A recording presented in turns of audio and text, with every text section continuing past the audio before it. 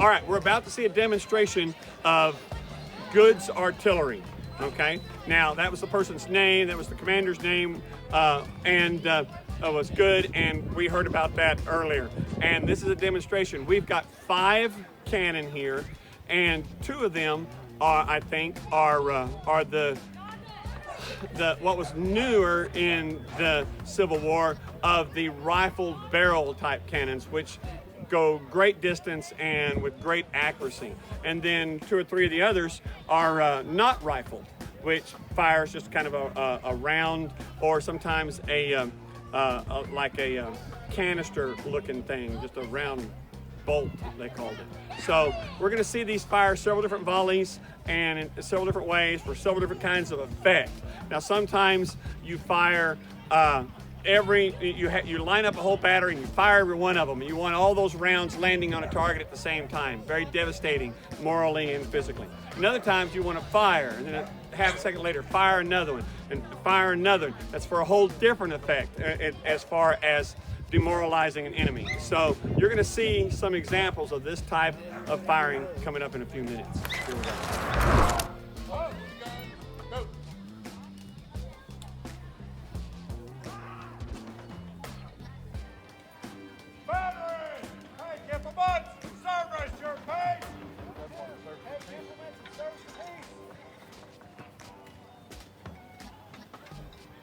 Notice!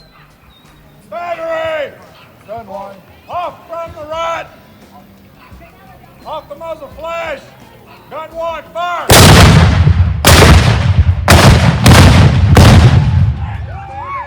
Service your pay! Come on!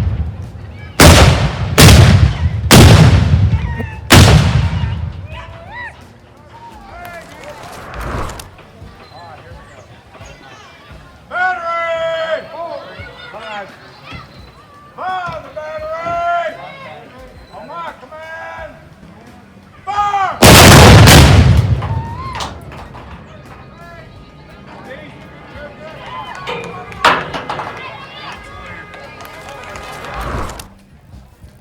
Okay, we just witnessed this mortar being fired. Tell us your name. Mike Taylor. Mike Taylor. Yes, sir. Okay, this is Mike Taylor with, are you with the Goods with the Light Goods Artillery. battery? Okay, Yes, sir. artillery, excellent. Well, can you tell us a little bit about your mortar and pan down and stuff like that whenever you can? This is a 1758. This one is developed. It's a Cohern mortar. They were developed in Europe. They used them because they're smaller. The original ones were 5.8 inches, but they could put them on the back of a big pack horse or a small cart, and they could take them through the mountain passes, and then they go to where the fortress is. What was the diameter again? The original ones were, well, they're a lot bigger than that, but originally for these were like 5.8 inches. Gosh, that's huge for a mortar. Yeah, and they would take them to the castles and fortresses in the mountains. Oh yeah. Because these were a lot more movable Right. than the cannons. And this is what size? I'm saying It's a 2 2 1/4.1/4. Okay. And shot what kind of projectile? Just mostly Usually, inert? actually, no. Usually mortars, they had explosion rounds. Okay. You had 3 different fuses, different colors, and you tell them how long you wanted it. You cut it, give it to you. You put it in there, and when it went ahead and fired, it would light the fuse.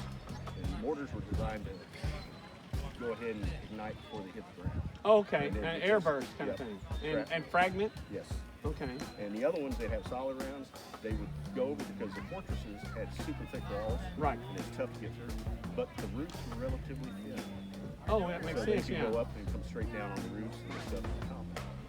Okay. And they would lay siege to them until they basically gave up. Okay. And these were relatively easy to transport compared Yes. to the bigger ones, You which bet. made them really good. And when was this invented, you said? 1758. 1758. And were they used throughout the Civil War? Civil War, they had some on the Civil War that were mounted on boxcars. Okay. And they had shells. It would take like 4 men to get that projectile into it. Because the doors on those would be more than 30 plus inches. It was huge. You'll see other pictures of them in books and stuff. The people just dwarfed next to them on the train cars.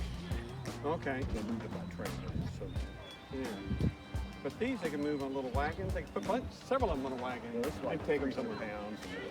And the other ones, 5.5, were much more than that. And they were just maneuverable and they could get them in the mountains. Well, that's pretty neat. And range on them 800 to 1,200 yards. Okay. Now you take the bigger field cannons like the third one. Yeah, you can measure them in miles. 3 miles. Yeah. So these are made to lob up and over. Sure. Well, that's typical mortar. And all right, neat. Well, thank you very much. You're very welcome. And I'll let Right. Lieutenant know. Yeah. With Dwayne Whitehead. Mm-hmm. Okay.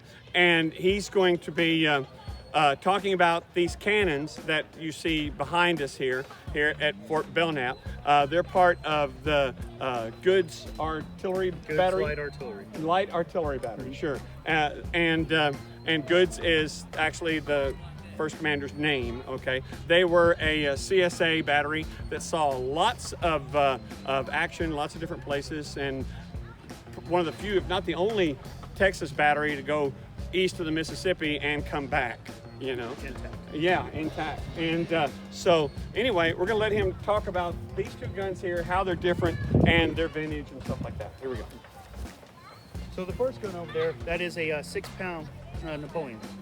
That one right there is a smooth bore. The size of the cannon, the ball that would go in there is 3 3/4 inches. Right here is a 3-inch rifle ordnance. That round would be a size of 3 inches. And what was great about with these guns, these guns were very accurate, unlike with this gun over here. It was accurate out to about 1,800 yards. With this gun, you can shoot out to 1.5 miles accuracy all day long. And they were incredibly faster and more accurate because of the rifling. Yes. You know. Okay. All right. With this gun right here at max elevation degrees, which right there, you screw that all the way down, at max elevation, that'd be 3 miles. But they didn't like to do that too much because that would put too much stress on the trunnions and you could actually break your trunnions. But for this one, it'd be pulled by 4 mules or horses. And we have it hooked up to a limber box and move it around. And when you get out there and rotate, and usually each gun had about 3 limber boxes. That'd be take off in the back. The 2 would be, and as they ran out of ammo, they just brought one in and took the other one back and refilled it. All right. Okay. Now these are used in the 1860s. Yes, sir. And both of these were used. Yes, sir. By the end of the war, you mentioned earlier that the North had how many of these, and the South had how many? The North had them all originally at the beginning of the war, because these were developed in 1857, and then they went into service in 1860. North had 1,500 of them made. By the end of the Civil War, the South had 947 is what they had captured on the battlefield. I was about to ask, where did they get them? They captured them on the battlefield. Yes, sir. I thought, well, I'll bet you that whoever was making them for the North wasn't making them for the South. They'd, but they were. They catch them on the battlefield, and it was also like the cavalry would go in and they would try to steal cannons or break the Union's guns. Yeah. And yeah. they would bust off the platform right here with the sledgehammer, and it makes that gun inert. Oh yeah, that pretty much ruins it right there. Yes, sir. Okay. And Couldn't was a capture prize it, gun. they would just destroy it. Yes, sir. Sure, that makes sense. Well, great. All right. Well, thank you very much for your time. Yes, sir. And like I said, I'll send a link to. Okay. Yeah. Okay. My name is Randy Whitehead. My husband and I met doing this Live in History in 2017. 2012, I'm sorry. We started dating in 2017. We worked together, and even for our wedding, we did Unity cannons. So his parents fired, my parents fired a gun, and then we did one together. And the preacher said, and what the Okay. pastor Is said, that something you came up with, or is that something that people in this activity do? That This is what we came up with. Our preacher said this was the first time in history that he can ever remember that a cannons brought somebody together instead of tearing them apart.